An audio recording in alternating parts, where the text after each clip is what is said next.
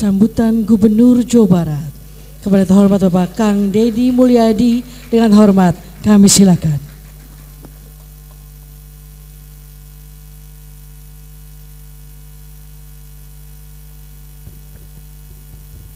Assalamualaikum warahmatullahi wabarakatuh. Sampurasun.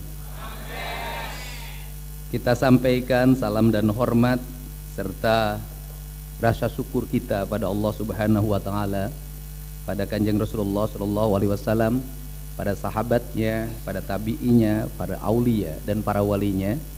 Dan kita juga sampaikan salam dan hormat kepada leluhur Cirebon, baik leluhur kota Cirebon maupun leluhur Kabupaten Cirebon. Dan leluhur orang Cirebon, leluhur orang Banten itu memilih leluhur yang sama. Semoga prinsip dan pemikiran yang digariskan dalam sistem laku kehidupan di tanah Jawa Barat, kita mampu memegang teguh prinsip-prinsip tradisi itu untuk membangun masa depan. Banyak orang yang mempertentangkan ketika bicara tentang tradisi, ketika bicara tentang penghormatan kepada leluhur. Banyak yang membuat stigma bahwa itu bertentangan dengan prinsip-prinsip sains dan teknologi. Seolah-olah orang yang berpegang teguh pada prinsip-prinsip leluhur dan tradisi leluhur, orang yang mengalami kecumudan, orang mengalami kemunduran, dan orang yang tidak memiliki nalar yang memadai. Tetapi mereka lupa bahwa peradaban dunia hari ini itu tumbuh melalui bangsa-bangsa yang memiliki penghormatan pada leluhurnya. Tiongkok itu tumbuh menjadi bangsa yang besar, memiliki dominasi ekonomi, dominasi pertahanan, dominasi sains, perkembangan mobil listriknya yang akan dibangun di Jawa Barat. Sesungguhnya mereka adalah bangsa yang berperadaban. Mereka berpegang teguh pada masa lalu, menghormati leluhurnya, tetapi mereka memiliki masa depan. Hari ini kita bisa melihat ada dua negara yang saling berhadapan. Kedua negara itu memperlihatkan teknologi perang yang mutakhir. Langit seperti dihiasi oleh gelombang warna-warni yang indah, padahal seluruh gelombang dan cahaya itu adalah cahaya yang mematikan. Kita misalnya melihat bagaimana Israel sebagai negara yang keturunan Yahudi, dia begitu menghormati garis leluhur Yahudinya. Dan Iran sebagai bangsa Persia, mereka menghormati garis leluhur bangsa Persianya, dan mereka bangga sebagai bangsa Persia. Setiap 10 Muharram, orang Iran pasti memperingati peristiwa Karbala sebagai bentuk penghormatan kepada leluhurnya, yaitu Sayyidina Hasan dan Sayyidina Hussein. Cermin, tidak ada landasan bahwa orang yang berpegang teguh pada tradisi akan mengalami kemunduran. Justru terbalik, negara-negara, daerah-daerah yang lupa pada tradisinya, dia kehilangan masa depannya. Karena apa? Karena hidup tanpa jati diri. Jadi pada siang hari ini saya menyampaikan rasa hormat dan kagum pada senior saya. Kalau di tentara, kalau saya tentara tidak lulus, beliau tentara yang lulus. Pada Jenderal Dudung Abdurrahman, berkah menghormati leluhur. Sejak kapten berjanji akan membangun tajuk di Cirebon, ternyata ucapan itu menjadi kenyataan. Jadi kasat. Mungkin kalau sumpah itu tidak ada, tidak akan ada tajuk itu terbangun dan tidak ada pangkat kasat. Yang kedua, seorang pemimpin itu adalah seorang yang pandai mengambil keputusan di situasi darurat dan situasi genting. Maka pemimpin berani mengambil resiko. Nggak usah besok terpilih lagi nggak jadi wali kota yang kedua periode. Nggak usah berpikir lagi besok terpilih nggak jadi DPRD atau jadi apapun. Tetapi hari ini saya harus mengambil keputusan itu, apapun resikonya. Dan saya melihat karir Pak Dudung itu melejit karena berani mengambil keputusan yang tepat pada saat orang lain ragu untuk mengambil keputusan. Saya kenal sejak lama, saya waktu jadi bupati, beliau adalah utusan Kepala Staf Angkatan Darat untuk peningkatan ketahanan pangan.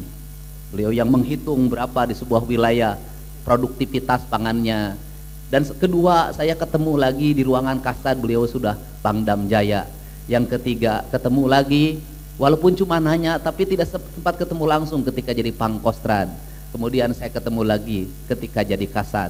Kemudian ketemu lagi ketika Pak Prabowo sudah jadi presiden dan beliau orang yang dipercayai untuk sebagai staf ahlinya. Saya mengucapkan selamat pada seluruh anggota DPRD Kota Cirebon yang hari ini berbahagia. Kebahagiaannya bukan hanya karena ulang tahun Kota Cirebon, tapi jabatannya bertambah 2 tahun. Tidak usah pemilu, cukup dengan putusan Mahkamah Konstitusi.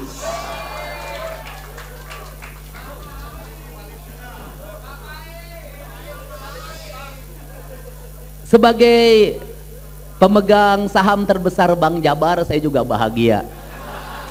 Karena Bank Jabar bisa nambah lagi platform kreditnya.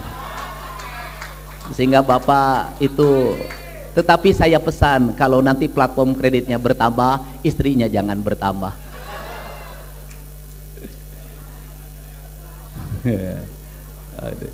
Saya ucapkan terima kasih dan selamat buat Pak Wali Kota dan Pak Wakil Wali Kota serta seluruh jajaran Forkopimda Kota Cirebon, Pak Kapolres, kemudian Bu Kajari, Kajarinya laki-laki, Pak Kajari, kemudian juga Ketua Pengadilan Negeri dan seluruh jajaran instansi vertikal yang ada di Kota Cirebon. Saya ucapkan terima kasih, rawuh di Kota Cirebon. Kemudian saya mengucapkan terima kasih atas kehadiran sahabat saya sejak saya wakil bupati, Kang Dedi Wahidi. Kang Dedi itu selalu menjadi nomor 1 di DPR karena namanya sudah Wahid. Dia Dedi nomor 1, tetapi ternyata nasib jadi gubernur ada di Mulyadi bukan di Wahidi. Saya senang sikap beliau yang konsisten dari dulu di bidang pendidikan, kemudian sangat memperhatikan lingkungannya untuk bisa bersekolah, sehingga aspirasi dari pusatnya masuk ke Indramayu, berilah sebuah yayasan, berilah sebuah sekolah di mana anak-anak Indramayu bisa bersekolah dengan baik.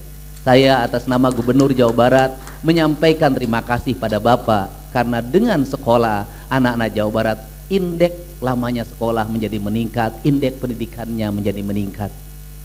Saya ucapkan terima kasih pada sahabat saya, seluruh anggota DPRD Provinsi Jawa Barat di Dapil 12. Selamat juga Bapak nambah 2 tahun jabatannya.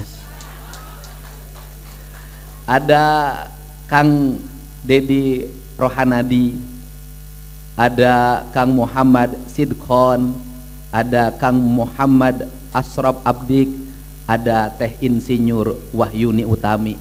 Saya ucapkan terima kasih Bu. Boleh Bu platformnya taikin lagi. Seluruh tokoh-tokoh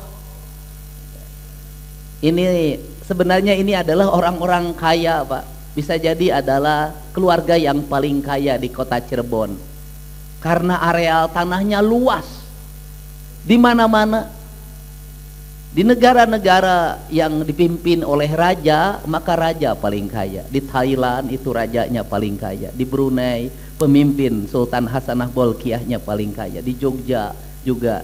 Nah ini juga kaya sebenarnya, tapi kekayaannya sering banyak hilang.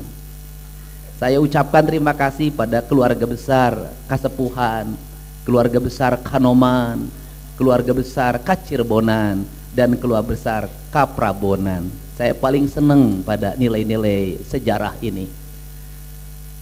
Tadi disampaikan apa sih yang menjadi orientasi kita dalam membangun kota ini. Negeri ini punya segalanya Pak. Apa sih yang tidak punya dari negeri ini? Dari Jawa Barat apa yang tidak punya? Kita punya sejarah kebudayaan. Kita punya situs sejarah. Kita punya seni yang tinggi. Kita punya nilai-nilai arsitektur yang jauh lebih baik dibanding yang lain. Tapi pertanyaannya adalah kenapa kita tidak semaju orang lain? Problemnya satu, ketidakpercayaan diri pada diri kita, ketidakpercayaan diri pada leluhur kita. Kalau saya mengamati bagaimana desain arsitektur di Cirebon, dari mulai tajuk yang dititipkan oleh Sunan Gunung Jati. Sunan Gunung Jati menitipkan cuma 2 tajuk, lan pakir miskin. Desain arsitekturnya luar biasa. Saya melihat hamparan gapura-gapuranya tertata indah. Desain grafisnya bernilai tinggi. Makanannya bernilai tinggi karena dia tidak mengambil basic pabrikan. Dia hanya cukup dengan menggunakan daun jati, maka lahirlah makanan ternama yang bernama nasi jamblang. Artinya bahwa keyakinan pada lingkungan telah melahirkan sebuah nilai historikal yang memiliki nilai fundamen ekonomi yang tidak mesti mengeksploitasi. Contohnya siapa? Bali tuh lihat. Contohnya siapa? Jogja tuh lihat. Dia berhasil mengadaptasi dirinya. Kenapa? Dia tidak pernah malu mengakui leluhurnya. Dia tidak pernah malu menjalankan ajaran leluhurnya. Pertanyaannya, apakah orang-orang Jogja yang begitu kuat terhadap leluhurnya menjadi orang yang tidak ngerti sains? Tidak. Banyakan ITB itu lulusannya dari dulu dari Jawa Tengah. Masyarakat miskin di Kebumen, saya itu keliling dulu waktu jadi anggota DPR. Saya bertemu dengan seorang ibu yang lagi nyabit rumput dan saya diajak ke dapurnya. Kemudian di situ dia memperlihatkan ada 3 ekor sapi, yang 1 sudah dijualnya. Sambil berlinang air mata dia bercerita bahwa anaknya yang 1 sudah semester 7 di ITB dan sekarang masuk lagi semester 1 dan saya menjual sapi ini untuk kuliah anak saya. Saya berkeliling ke kampung adat. Mereka hanya punya modal, 1 ada hutan 40 hektar. Kemudian rumah di lingkungannya. Mereka tumbuh hidup dengan sejahtera dan bahagia. Kenapa? Makannya bersumber dari alamnya. Kemudian di rumahnya memelihara kambing, memelihara ayam. Kemudian ibu-ibunya tiap hari rajin masak, membuat kue. Kuenya dijual keluar. Kemudian di hadapan rumahnya ada konter-konter kecil tempat para pelancong datang. Itu dibangun dengan itu yang dilakukan oleh orang Jawa, itu dilakukan oleh orang Bali, sehingga ketika berkunjung ke sana orang mendapatkan semuanya. Ayo, mau kemana? Nyari babi apa toh? Ayo naik becak saya. Berapa? Becaknya sudah, terserah Mas aja. Orang terbangun circle-nya, kejujurannya, terserah Mas aja. Keliling dibawa bapia patok, dagadu, batik, hampir 3 jam. Turun berapa? Terserah emas. Kalimat berapa? Terserah, itu adalah kalimat penghambaan. Itu kalimat penyerahan. Artinya orang itu tidak punya keinginan apapun kecuali melayani. Orang yang punya rasa dan punya cinta, dengar kalimat itu, dia tidak akan mengeluarkan uang recehnya. Yang dia keluarkan uang yang ratusan ribunya. Kenapa? Cinta dibalas dengan cinta. Untuk itu kota Cirebon mau dibawa kemana? Kota Cirebon itu standarnya sederhana, Pak Wali. Pertama, jalan-jalannya harus baik. Sampai gang-gang kecilnya harus rapi tertata. Gang-gangnya di paving block, jangan di hot mix agar airnya meresap. Kemudian ditanamin pohon-pohon yang khas kota Cirebon. Pohon apa? Nasinya nasi jamblang, berarti harus ditanamin pohon jamblang di pinggir jalan. Ya ada juga nasi jamblang, ada pohon jamblang juga sebenarnya. Pohon jamblang tuh ada loh Pak. Ada pohon jamblang, ada itu. Nah kemudian kalau jati nggak bisa ditanam di pinggir jalan, jati harus di kebun. Kalau jati menjadi ciri khas, maka setiap di belakang rumahnya kantor wali kota, kantor siapapun, semuanya harus ditandai dengan tanaman pohon jati. Bukan hanya perhutani yang punya. Nah, kemudian setelah itu apa? Desain arsitekturnya jangan dibikin asal-asalan. Saya ini pengen banget bikin pagar khas Cirebonan, dibikin di kampung saya. walaupun mungkin jauh dari mirip. Tukang tembok saya latih selama sebulan agar dia bisa. Untuk apa? Karena bagi saya ini adalah rasa cinta pada leluhur. Nah di Cirebon saya lihat temboknya mulai asal-asalan, bikinnya mulai asal-asalan. Saya lihat tidak artistik lagi. Kenapa? Karena berbasis proyek, bukan berbasis cinta. Kalau sudah berbasis proyek, Pak, wah itu sama dengan kita sama dengan ke PSK. Kenapa? Ukurannya ukuran duit, 150, gatel dikit, 300, 500, 1 juta. Seperti itu, nggak ada kita memperhatikan dia bagaimana kesehatannya, bagaimana keselamatannya, bagaimana masa depannya, nggak ada. Habis itu buang badan, pura-pura tidak kenal. Begitu juga proyek. Kalau orientasi pikiran manusia ketika dapat pekerjaan untung yang utama lebih dulu, maka dia sudah memisahkan dan mengurangi. Kalau dengan mengurangi menjadi problem, Pak. Tembok-temboknya tidak tertata, jalannya tidak beraturan, drainasenya berantakan. Maka hari ini kalau ditanya, Kang Didi ngapain sih detil seperti ini? Nggak bisa ngurus birokrasi, gubernurnya nggak detil. Nggak bisa ngurus birokrasi, wali kotanya nggak detil. Nggak bisa, ditipu. Saya lewat ke sebuah jalan, saya lihat ada proyek drainase. Loh, saya bilang kok drainasenya nggak nyampe sungai? Pak, kurang 200 meter, Pak, anggarannya nggak ada. Saya nggak ada urusan, selesaikan. Bila perlu kita iuran, kenapa? Fungsinya jadi tidak ada. Nah, ini harus dibangun. Untuk itu, kan tadi bicara, pasti saya perhatikan, anggarannya berapa sih? 1,7 triliun, gede saya bilang. Penduduknya berapa? 350.000. Wah, ini bisa. Caranya bagaimana? Wali kotanya detil, lihat digit anggarannya. Dan nanti bulan Juli, karena saya ingin percepatan, saya akan ngundang wali kota, sekda, kepala bapeda, kepala bapenda. Saya akan baca anggaran kota Cirebon, Kabupaten Cirebon, seluruh Jawa Barat, satu digit. Dan saya akan masukin ke media sosial saya biar rakyatnya tahu. Biar rakyatnya tahu. Wah, ini nyumputinnya di sini saya tahu. Wah, ini sumputinnya di sini nih. Ini di sini. Biarkan ini transparansi. Kalau ingin transparansi, publik harus tahu detil isi anggaran kita. Jangan ragu lagi, kasih tahu. Kenapa? Kalau publik sudah diberitahu detil anggaran kita, ingat, kita akan mendapat impact yang kedua, kepercayaan publik. Kalau kepercayaan publik sudah tinggi, Anda terus bekerja untuk publik, Anda dihujat siapapun, digempur oleh buzzer manapun, ada yang bela rakyat, bukan buzzer, bukan influencer. Kenapa? Rakyat tahu bahwa kita bekerja untuk mereka. Dan yang berikutnya kita akan mendapat apa? Partisipasi, Pak. Pak Wali kalau sudah menjalankan anggaran dengan transparan, detail, tidak ada yang disembunyikan, Pak Walinya bersikap sederhana, akan banyak para pengusaha yang datang kepada Bapak ingin memberikan dana CSR-nya untuk kemajuan kota Bapak. Kenapa? Karena Bapak dipercaya oleh pengusaha. Jadi rezekinya akan datang, tapi kalau kitanya tidak terbuka, tinggal di rumah gelap, orang nggak akan percaya. Nanti rakyat bayar pajak pun susah. Kenapa pajak kendaraan bermotor di Jawa Barat hari ini terus meningkat?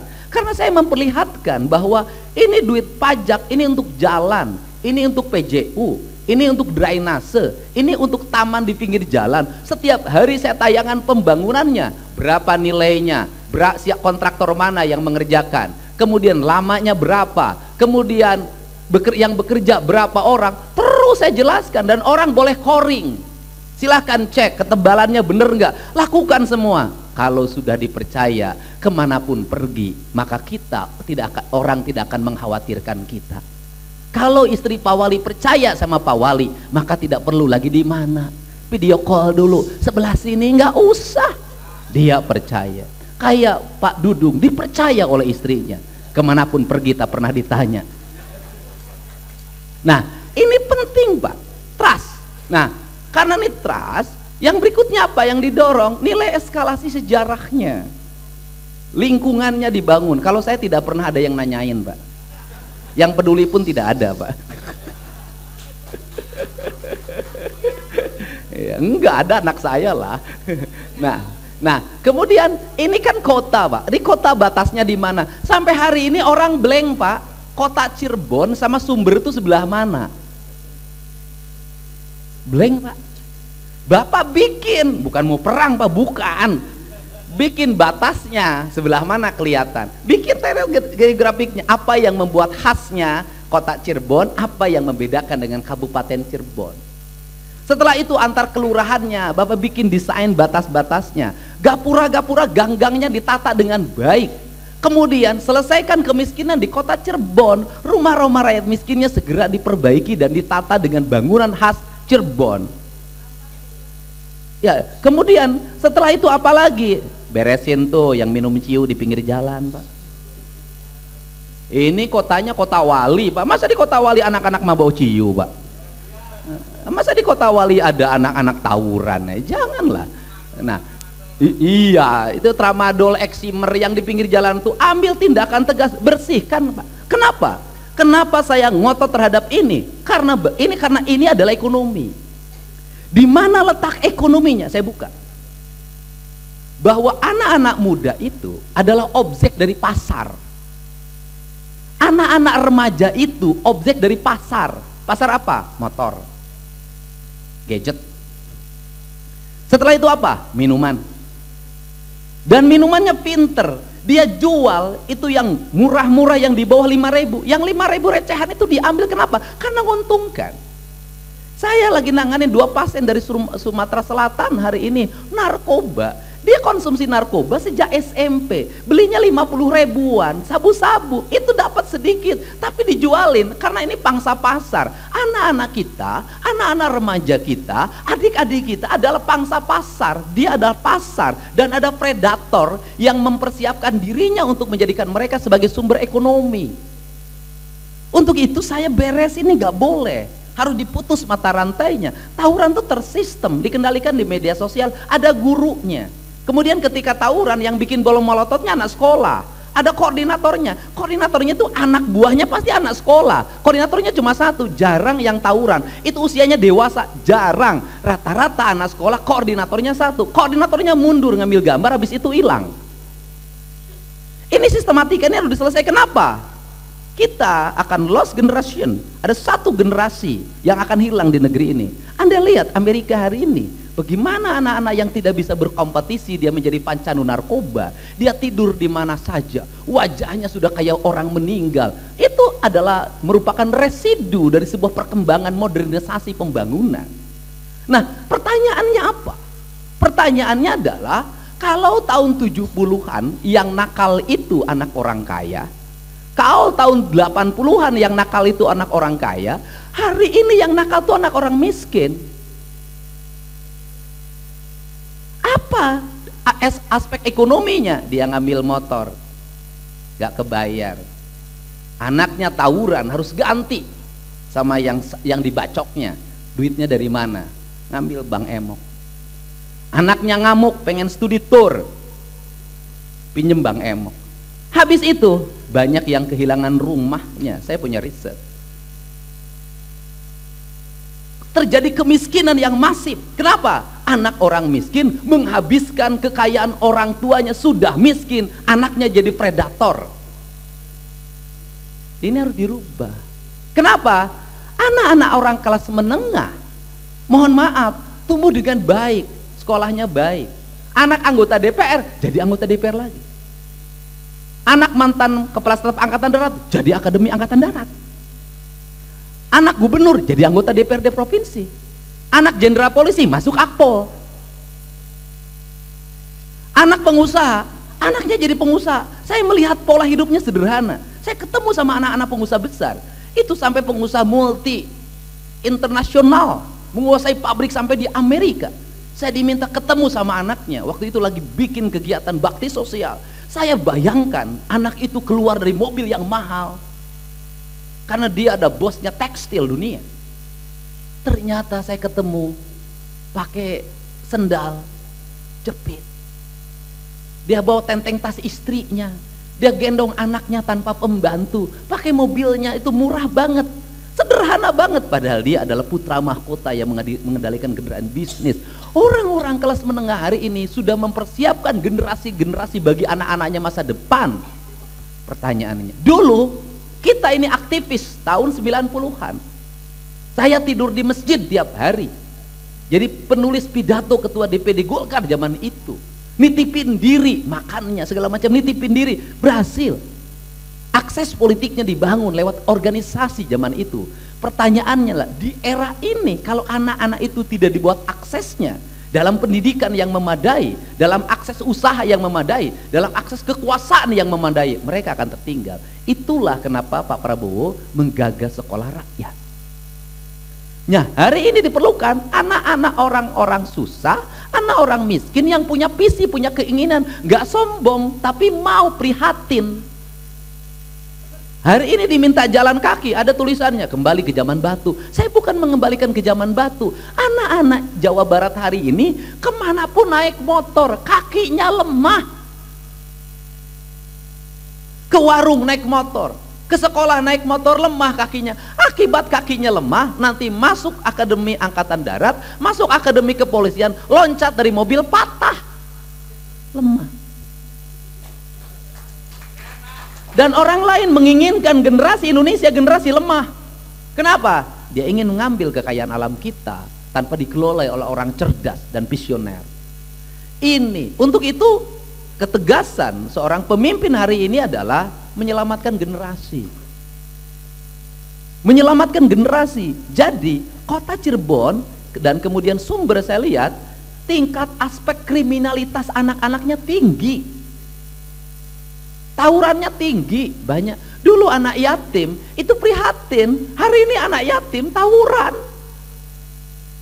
Nah, kemudian apa yang harus dibangun? Kembali lagi pada tradisi lingkungan yang harmoni, Pak. Sekarang itu sekolah kadang nggak harmoni, lingkungan jalan nggak harmoni, lingkungan rumah sudah nggak harmoni. Kenapa nggak harmoni? Setiap orang mengkapitalisasi diri menjadi kelompok, menjadi kekuatan. Dan ini bahaya. Sehingga saya membuat sekolah berbarak militer itu sesungguhnya adalah sekolah itu untuk memberikan kesadaran, dan sekolah itu berhasil. Jangankan anak yang tawuran, pecandu narkoba sembuh, mereka yang gay sembuh. Ini saya sampaikan ke Pak Dudung, mereka yang gay sembuh.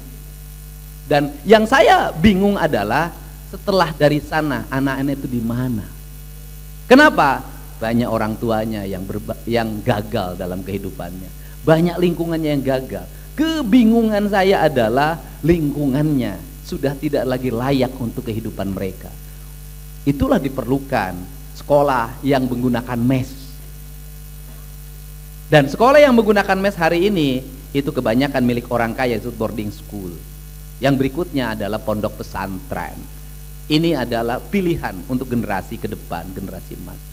Untuk itu saya mengucapkan terima kasih pada seluruh warga kota Cirebon yang hari ini riang gembira, berbahagia karena Cirebon ulang tahun yang ke-598. Yang 598 itu bukan kota Cirebon ulang tahunnya, tapi Cirebon. Kalau kota Cirebonnya baru umur berapa tahun? 43 tahun. Jadi ulang tahun kota Cirebon yang ke-43 dan ulang tahun Kacirebonan yang ke-598. Dan gitu. Jelas administrasinya. Ya Pak Wali ya. Dan saya dengar dari tadi Pak Wali berani nggak? Berani. Wong Cirebon masa nggak berani? Ya alhamdulillah kalau berani. Termasuk Pak Wali berani anggaran datanya dibuka disampaikan pada publik? Berani. SKPD-nya banyak yang susah bilang berani. Ya, saya ucapkan terima kasih pada semuanya. Mari kita bersama-sama karena pemerintah Provinsi Jawa Barat hari ini hadir dalam segala hal, dalam berbagai tingkatan masalah. Yang paling dekat ada 3 masalah publik yang saya selesaikan. Yang pertama adalah ada orang Garut yang nyuri motor. Yang beli motor hasil curian. Akhirnya ditahan, meninggalkan anak 3, dan 1 lagi saat bayinya lahir dia ditahan.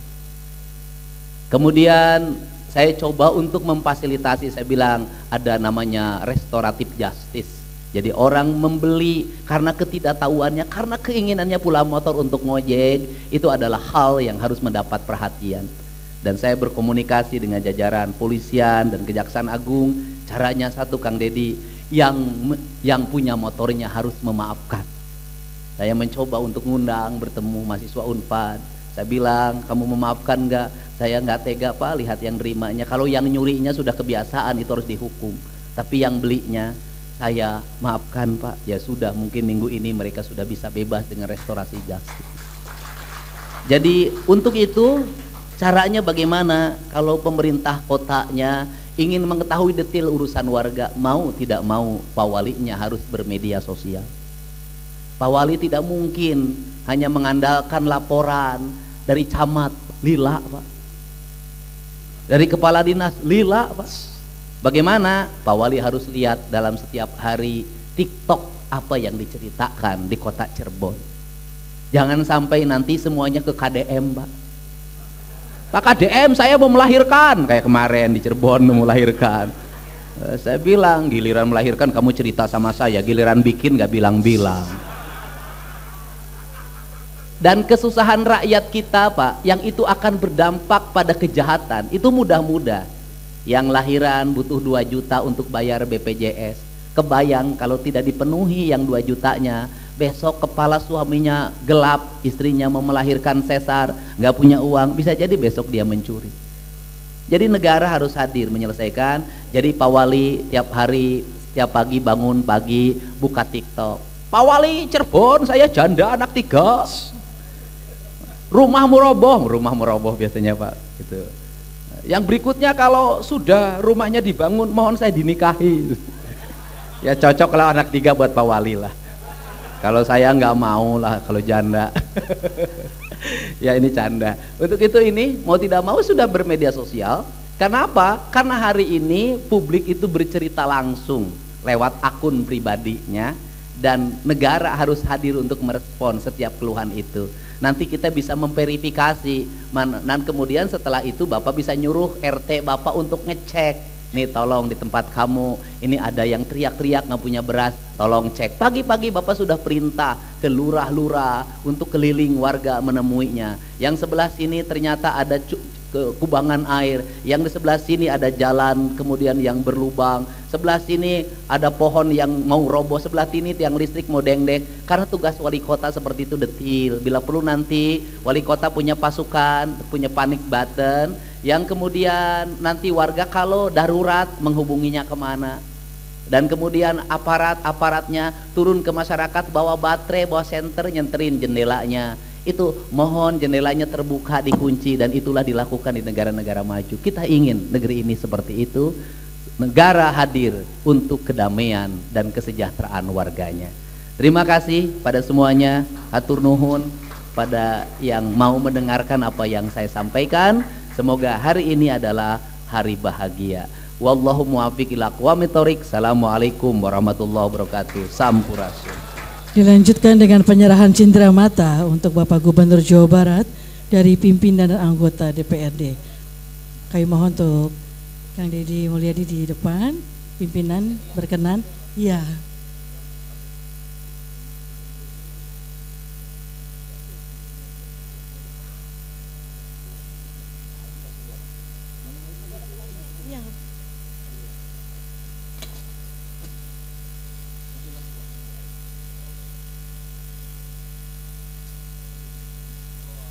Ya, kami mohon Bapak Ketua DPRD menyerahkan batik khas Cirebon.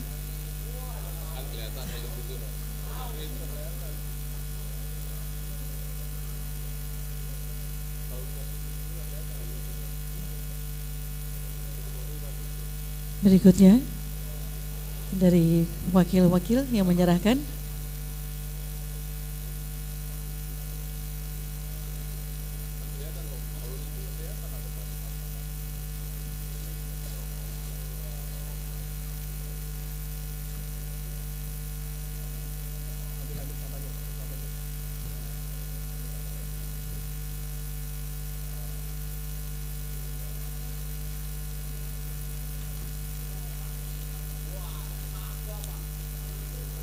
Baik, Penyerahan cindera mata selesai, kami persilakan untuk kembali ke tempat.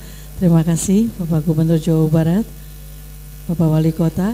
Foto sekalian, foto bareng silakan.